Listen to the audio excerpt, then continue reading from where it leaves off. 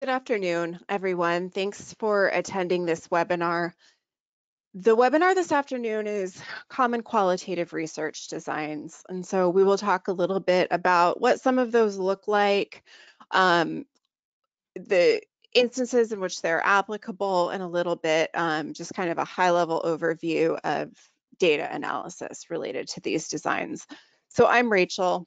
I am the host for the webinar. I'm a senior qualitative associate at Statistics Solutions, and we are a full-service dissertation consulting company. So we're really here to help at any stage of the dissertation, from topic development through your discussion chapter. You can direct any inquiries about our services to info@statisticsolutions.com. We will also have link for you in the chat as well.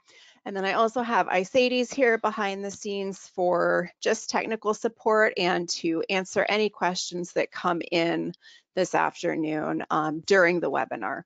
There will be a question and answer session after the webinar. So any that Isades is unable to answer during the webinar presentation, I will get to toward the end. Okay, and the other thing that I just want to point out before we get started is that we do provide a complimentary consultation to talk with you more about your own unique dissertation needs. And so that information is available on this slide. It will also be available on the final slide, and you'll see that throughout the presentation as well. If you do have questions during the presentation, everyone is muted and will remain on mute through the duration of the presentation. In the questions pane, you can type your questions in there. And so then, like I said, Isades will answer questions that come in during the webinar, and then afterward, I will read each question aloud and answer them so that everyone can hear the question and the answer.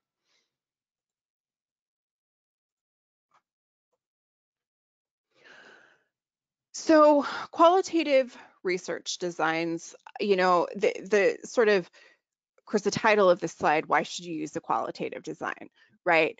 The first consideration is, what are you looking at? What is your problem and your purpose and your research questions, okay? Your design, your choice of design is always going to come from that, right? So you have to first determine, is the qualitative or quantitative design going to get you what you need, okay, to address your problem and purpose. So everything needs to align. Now, if you need textual data, if you need written documents, interviews, okay, those are best for a qualitative design. Qualitative designs are also helpful for understanding participants' perspectives and experiences. Okay, you can get at these in a sort of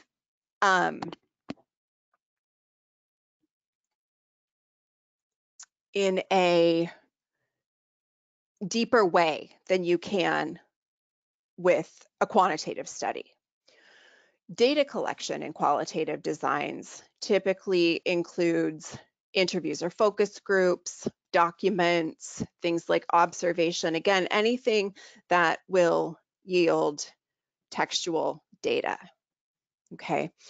In qualitative designs, the goal is not necessarily to generalize, right? So a lot of times in quantitative designs, you're drawing a sample from a larger population so that you can say something about the larger population based on the sample. And that's not always the case in qualitative designs, okay?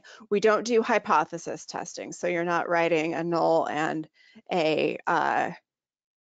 alternate hypothesis. Okay, you're addressing research questions. And there's typically no need to quantify results in qualitative studies, okay?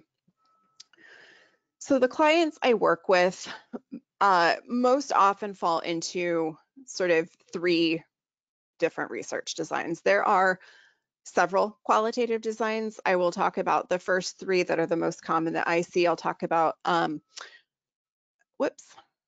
I will talk about the less common, okay, coming up.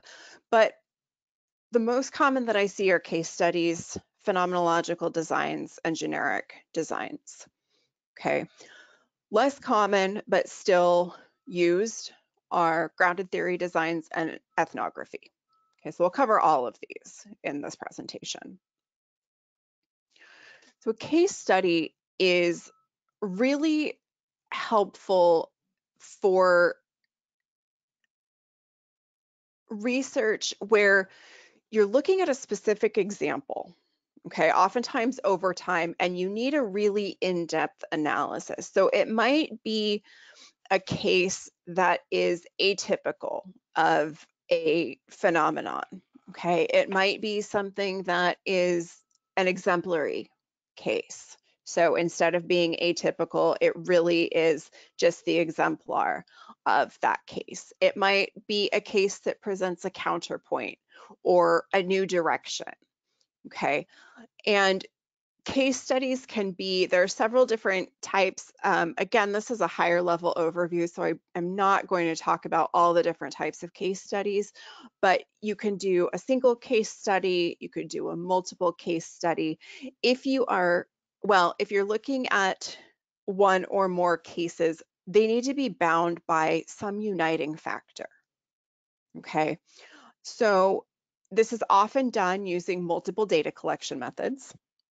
So here you would really be looking to drill down into this analysis using perhaps interviews. You might be doing observations as well. You might be looking at documents and doing a document analysis. And ultimately the goal is this rich description of the case. So think how and why questions that you might be asking in a case study. How does something work? Okay, that's where you really want to drill down. And so we're examining themes that emerge from the study of the cases, pulling it all together. So an example then would be, how do school history teachers use project-based learning to enhance student learning? Okay, so this is a good how question, right? And so the case might be a local school where history teachers have implemented maybe a very specific project-based learning curriculum. Okay, if this were a multiple case study, you might look at 2 or more schools, right? And each school might be a case in the multiple case study. So you want to understand how this is used to enhance student learning. And so to do this, you're looking at schools where this curriculum has been implemented. So for data collection methods, you might conduct interviews with teachers to learn how they are implementing this curriculum. You might talk to curriculum developers to find out more about what went into developing this specific curriculum that's being implemented. You might do a document analysis of lesson plans and assignments, okay, that are part of this curriculum. And you might conduct classroom observations to see what's going on in the classroom. So you have this rich data from all of these different sources that you can bring together to pull out themes, okay, to really understand how this new curriculum is working to enhance student learning. So for data analysis, you have a few options for case studies. Thematic analysis, which is really helpful, again, for thematizing results.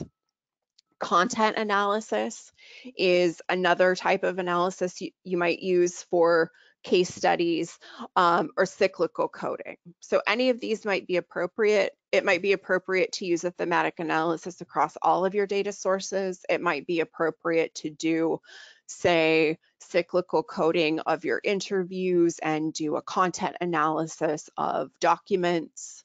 Okay, again, you know, these are not specific prescriptions for your study. right? They all have to make sense and they all have to align in the context of your study. So in terms of the application, then it would be what makes the most sense based on your problem and your purpose. I also see phenomenological studies a lot. Uh, Phenomenological studies are rooted in philosophy and then also in psychology. Okay, and I see them used, like I said, really often in a lot of different scenarios, but they do have pretty specific sort of requirements. Okay, they are good for exploring the lived experiences of participants. Okay, so here we're not looking, and this is where I think this design is often misapplied. Okay, phenomenological designs are not for learning about an experience from someone who's been through it. They're about learning how the participant who's been through the experience makes sense of and ascribes meaning to that experience. Those are two different things. Okay, one is much more psychological, it's the internal. Okay, that's what phenomenology is all about. And so, as you can imagine, it's done primarily through in-depth interviews. Okay, and we're talking about maybe a couple of hours for each participant, maybe even more, maybe follow-up interviews. Okay, less common in phenomenology would be something like a survey or an observation or a document analysis. You want the words of the participant from their own mouths, so you would do an in-depth interview. The goal of phenomenological studies is to really distill the meaning that participants assign to that experience down to this common core, this common essence. Okay, it's looking for the similarities, the commonalities of experience, what is shared amongst participants. So a question then might be for a phenomenological study might be, how do women with breast cancer experience chemotherapy treatment? Okay, and so the application of this might be in-depth interviews that you would conduct with women who have or had breast cancer and underwent chemotherapy treatment.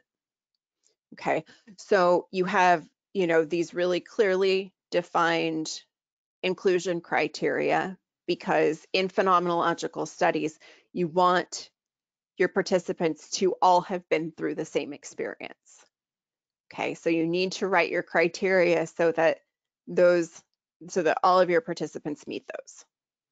Okay, so in-depth interviews with women who have or have had breast cancer, underwent chemotherapy treatment, and then for data analysis, there are also some options here. Again, you could use a thematic analysis and look for common themes. If you're doing an interpretative phenomenological analysis or an IPA, that analysis looks a little bit different. An IPA is a type of phenomenological design. It just has some slightly different kind of requirements. Or you might use the modified Van Kam method of analysis. So again, what makes the most sense for your own phenomenological design is what you would use for your data analysis.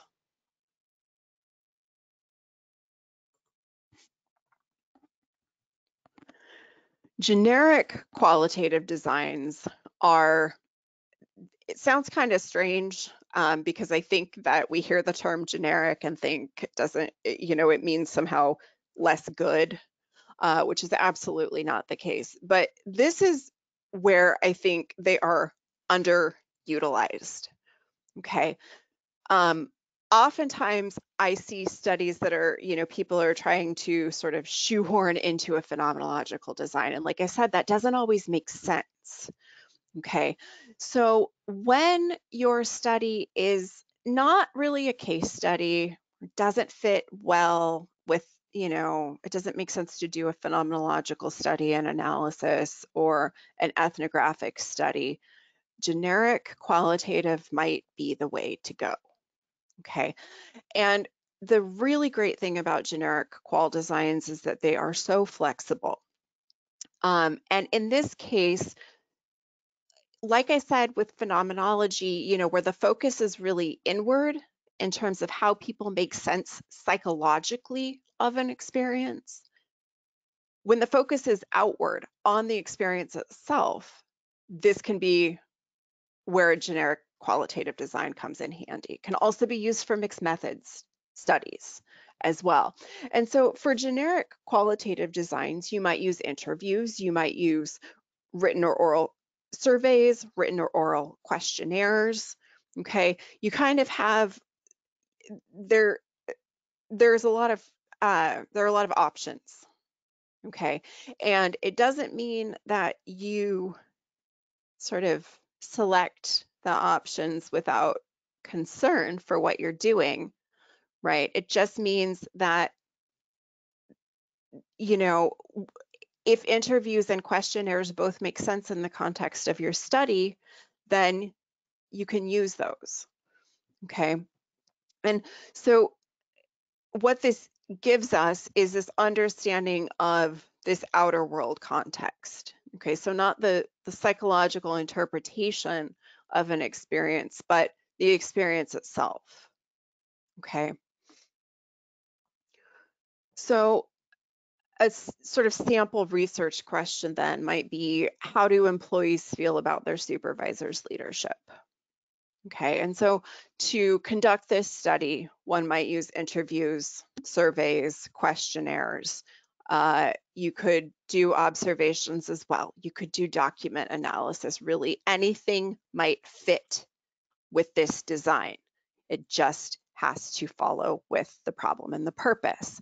And so for a data analysis, again, you could use different types of data analysis, depending on what makes sense for your own study. A thematic analysis might work well. And I like thematic analysis a lot because it offers flexibility of analysis.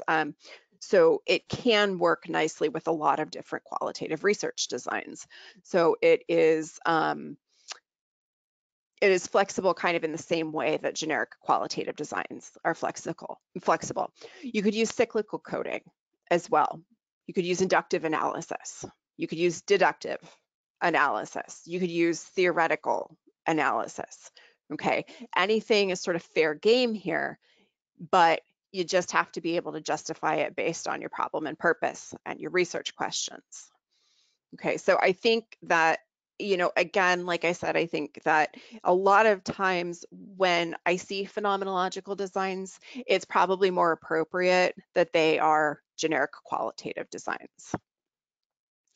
There are some other sort of less common designs, okay?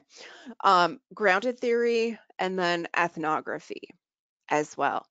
Grounded theory is good for generating theory. Okay, so when there's not a whole lot known about a topic, grounded theory can really come in handy. Okay, as probably most grounded theorists would say, it's not for novice researchers. Okay, it is time consuming, it can be expensive, because it is so different from other qualitative designs. So this process really works through interviewing, perhaps some field work. There may be some text or document analysis, a lot of analytic memoing on the part of the researcher, and then reaching theoretical saturation, or the point at which you are not learning anything new about the topic. Everything is exhausted. And so what it does is produces theory, generates theory, and that theory then is grounded or based in the data. Okay, so the overall goal is to produce a theory, right, or a broad explanation of this process or action or interaction, whatever it is that you are studying. So for a sample question, you wouldn't start with a question, okay? Grounded theory, as you can see, is really different in that it doesn't necessarily start with a research question. It also is probably not going to start with a theoretical framework, right? Because the goal is to produce theory, to generate theory. So you're not starting with a theoretical framework, a theoretical orientation through which you're going to examine or analyze your data. You want to produce the theory. Okay, so again, interviews and field work. Data analysis, in some ways is similar to a thematic analysis or other type of coding. It's called open or axial coding in grounded theory, but it's, really looking at, again, patterns and categories and constructing categories, and doing a lot of this analytic memoing. What makes this different is that data collection and analysis run concurrently. So you would start off with sort of this broad idea of what you want to study, and you refine that, and you interview some people, and you analyze those data and see what they tell you. Okay, and from there you memo and you think and you write, and you generate new ideas about questions to ask people, new ideas about who participants might be for the next round of interviews. And then you interview more people, and then you analyze those data. And so it's this back and forth between data collection and analysis until you hit theoretical saturation, until you aren't seeing anything new in your data. Okay. Ethnography is another less common option for qualitative designs. This is another one that it takes a lot of time and can also be very expensive. It is really part of some of the social sciences, anthropology and sociology make use of this. And it's really helpful for understanding a problem in its cultural context or its social or societal context, and where you need a really holistic inquiry. So you might be looking at networks of people or institutions or some other way of grouping people socially. Okay. And so unlike, say, in a case study where the case is really bound by, if we go back to our school example, to one school and, the curriculum and how it's being implemented, you're not looking at anything beyond that school. But in ethnography, you would be looking at all of the surrounding context because it is holistic. Okay. So ethnography makes use of interviews, but also things like informal conversations and participant observation, which is really kind of the key to ethnography, is this prolonged period of not just observing our participants, but participating in what they do every day. And so it takes a lot of time. That's the extended field work component of this. And the goal is to produce this in-depth account or ethnography of the research problem from the perspective of the participants, right? And within this cultural context. So a sample question might be, how are small-scale farmers adapting and modifying their practices to climate change? And I'm just using this one because it was one of my own from my own dissertation. And data collection methods could, like I said, involve interviews, participant observation, extended field work. When I say extended field work, I'm talking about months to even years that this is ongoing. And so you can see why this takes a lot of time. I conducted my field work over 14 months in the field. So this was over a year out of my life that was dedicated to this research. Okay. So it does take time, and that's to really understand how things work from the perspective of participants.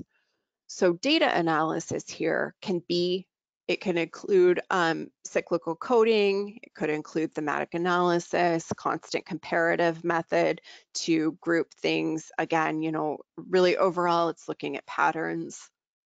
Okay, and so your results then are situated in culture. Okay, so both the tangible or material aspects of culture, but also the sort of aspects of culture that live in our heads, like our beliefs and our values.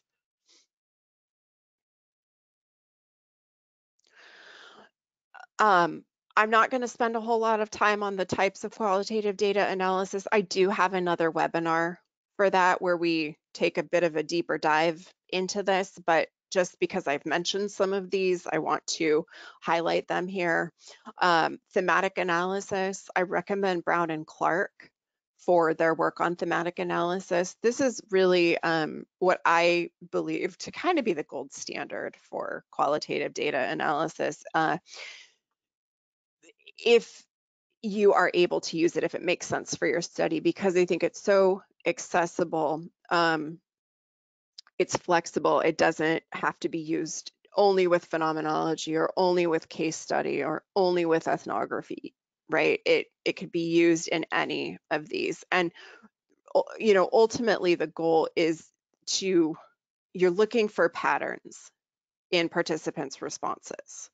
Okay, so you're distilling your data, whether those data are from interviews, whether they are from documents, whether they are from observations. You are distilling that into the core sort of patterns that are common amongst the majority of your participants. Okay, cyclical coding, I recommend looking at Saldana's work for cyclical coding. The process itself is pretty similar to thematic analysis. Again, it's mostly the wording that's a little bit different, but ultimately here you go through a couple of cycles of coding and starting to, break down your data into these smaller chunks and then build them back up into categories. And so you would talk probably about categories in cyclical coding as opposed to themes in thematic analysis. And then there are a couple of types of phenomenological data analysis, data analyses that really do adhere to specific phenomenological designs. So like I said, IPA or interpretative phenomenological analysis is one of these. It's a particular type of analysis. It actually looks a little bit like thematic analysis where it moves from coding to categorizing to thematizing, but instead of doing it for all of the participants, across all of the participants, you code and thematize each participant before moving to the next. Okay. And then Van Cam or a modified Van Cam is also another way of moving from codes to categories. Here, there's this really specific terminology, which is basically, again, like, the same sort of process to get to those categories. But, here we talk about coding as horizontalization. And then again, reducing those data down into sort of their core essence and looking in the data analysis at both what participants say and then how they say it and bringing that together to, understand how participants assign meaning to an experience.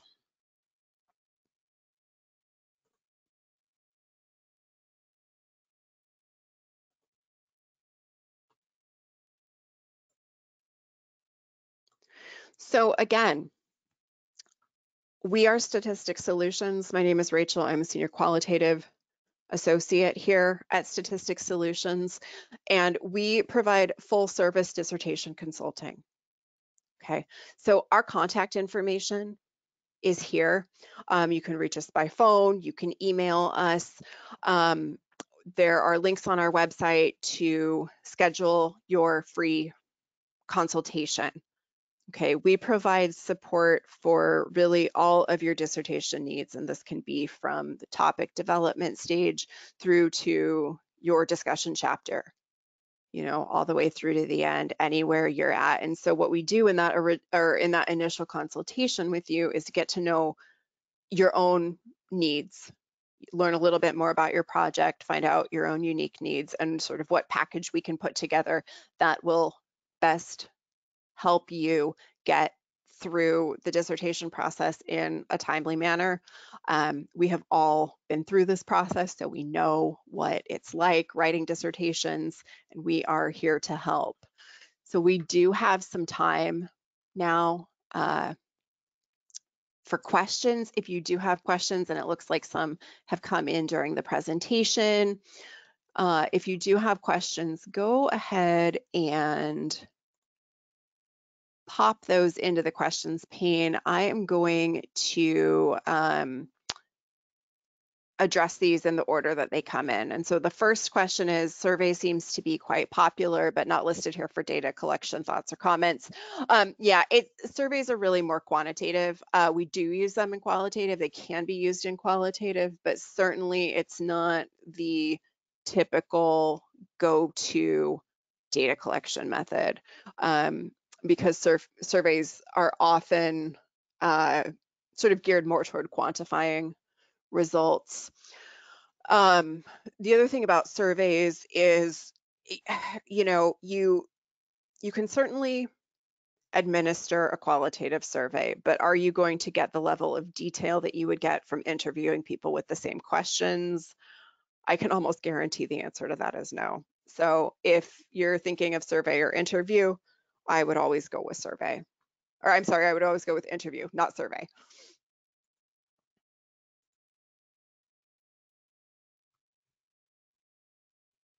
I've got a question about, is there a difference between experimental study and case study? Can case study be used to observe experiments or interventions?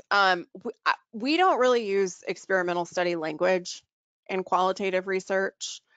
You know, eh, you could probably apply one to some type of like monitor, thinking like monitoring and evaluation type study. But it's not applied quite in the same way, like the terminology. Using it to observe experiments. I don't know that I would say experiments. I don't even know that I would say interventions necessarily. I mean, you could maybe do an observation like before, after intervention. But the language is just sorry, it's different there. You know, experimental is really more quantitative in nature.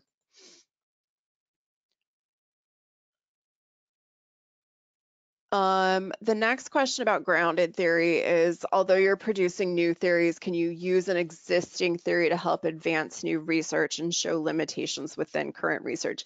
Yeah, I mean, I think that's probably appropriate. It's just that you're not guided by that existing theory in a grounded theory study.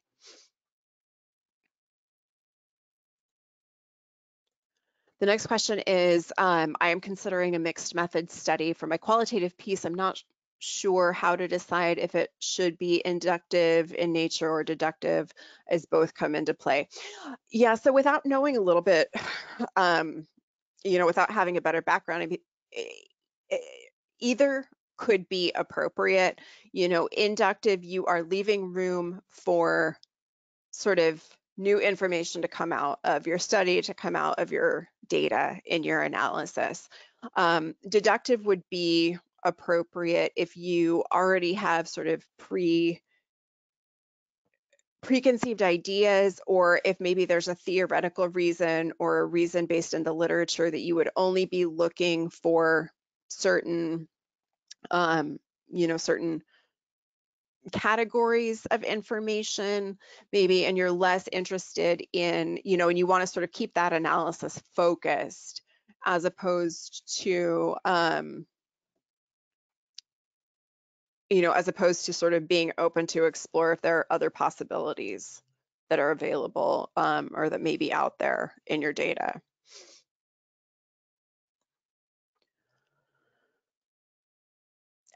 What advice would you give to a student who has a committee that believes that generic qualitative research is inferior to more specific approaches? Yeah, so I'm gonna pop back here to, whoops, this slide. Nope, I think it's, whoops, I think it's the next slide.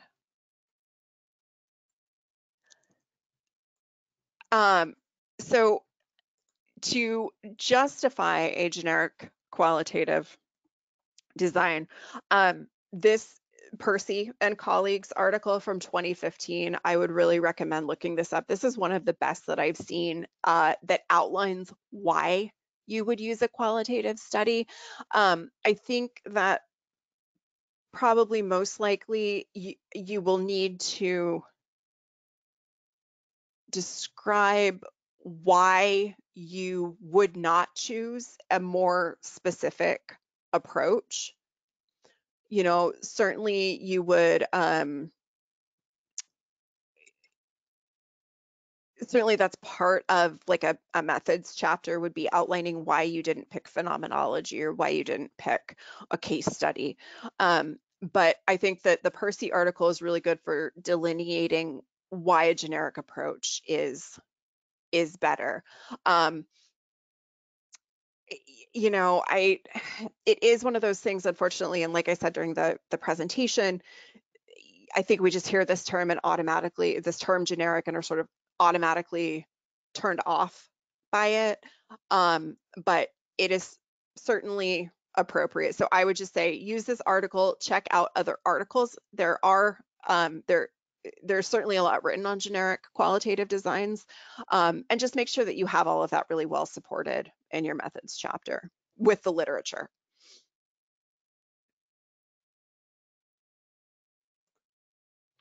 The next question is, what type of guidance do you all provide to students who are currently collecting data but unsure about the conducting the data analysis and using in vivo?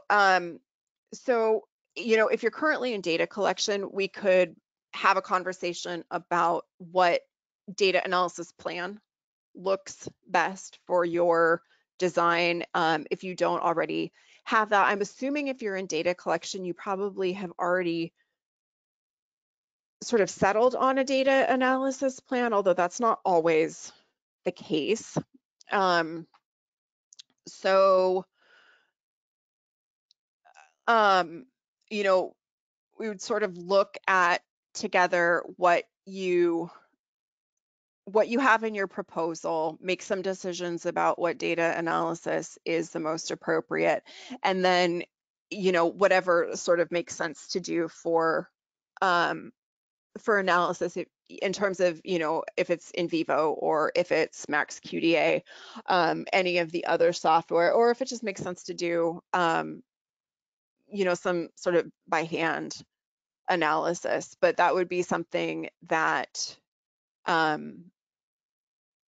mean, we do provide a lot of support with qualitative chapter 4s. So the, the results chapter.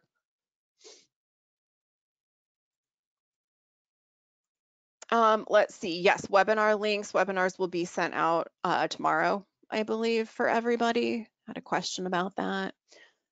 The next question is, research is on impacts of cultural anthropology on public service performance of the public service of a multicultural Caribbean government. Apart from ethnography, what other qualitative methods would you suggest as adequate? I think if you're not going ethnography, just from the information that I have, I think probably a case study would fit here as a design, because it's looking pretty sort of specific, like a nice kind of narrow focus that you could bind by either that sort of like state or government, but you're looking at this one sort of specific thing. So I think like a single case study might make sense.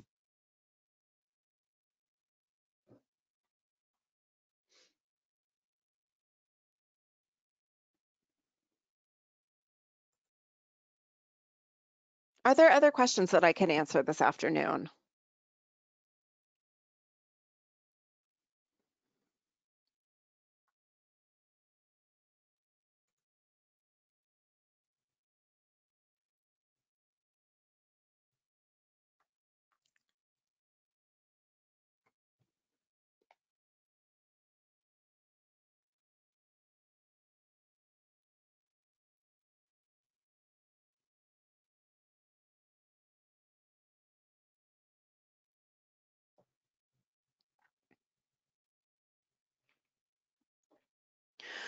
So the question is, can you briefly describe what exactly is entailed in a single case study? So so let me go back to this slide because it's probably going to be a little easier just to go back to my example from the presentation.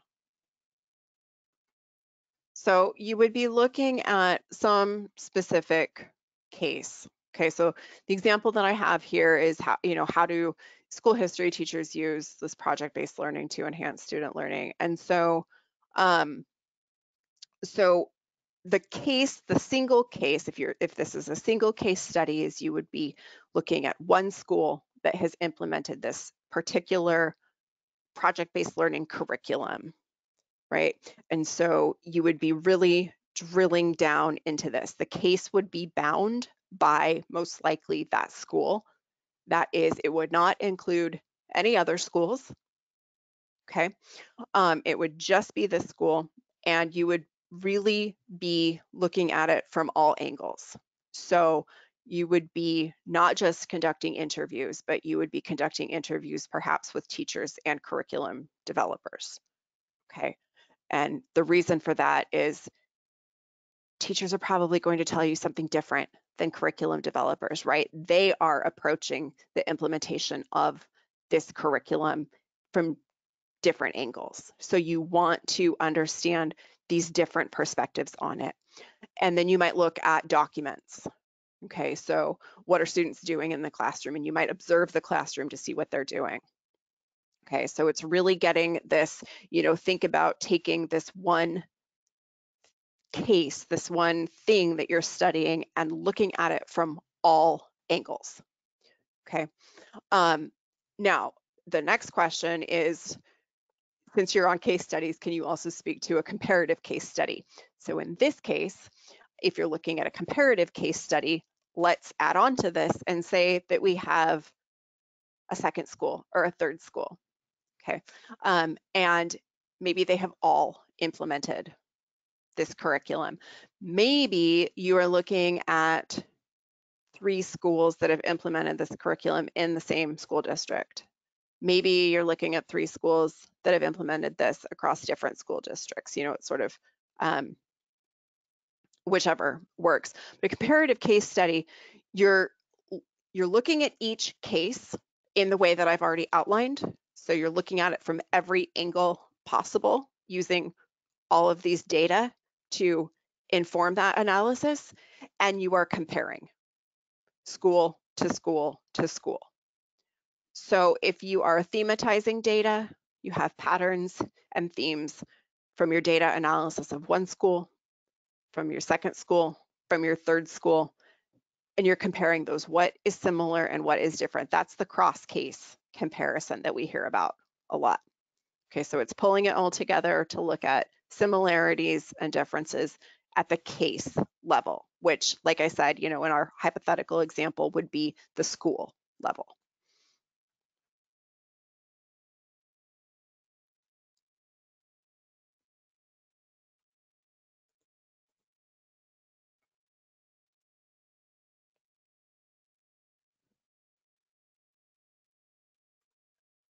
Okay, let's see, a follow-up to that was using critical discourse analysis. Yeah, I mean, that's not necessarily going to change what I just talked about in terms of comparing the case.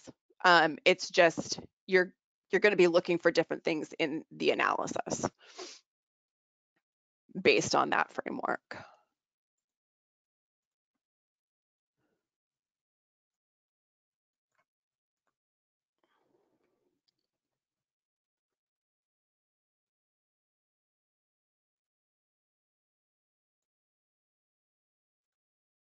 Okay, so the next question is, so an outcome of the Caribbean state government public performance, they want to create, okay, want to create a public service performance index to be used to measure measure future performance against the initial benchmark. So probably something more longitudinal then, and I think you could do, I mean, I think that you could still do a case study looking at the before and after in this case. It's just not going to be a single snapshot in time.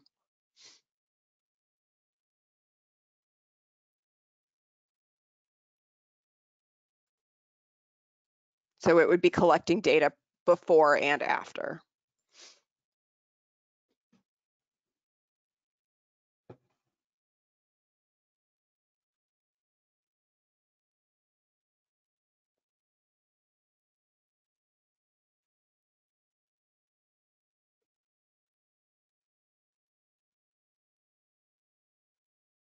Can I answer any other questions this afternoon?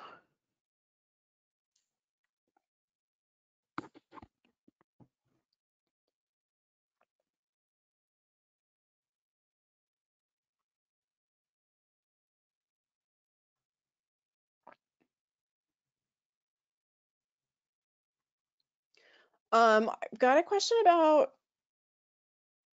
sample size, which is pretty vague when I talk about sample size. Yeah, you know, it unlike quantitative where we can just sort of conduct a power analysis and have it spit out a good number, sample size is really going to depend on your design. There's not a good rule of thumb necessarily. I would recommend yeah, I would recommend really digging into the literature on your topic, seeing what other researchers have used for their sample. Look at the literature on data saturation, which is also an important consideration when you're looking at sample size, but there's no rule for qualitative analysis. It's, you know, it is one of those things where you're going to want to turn to your literature.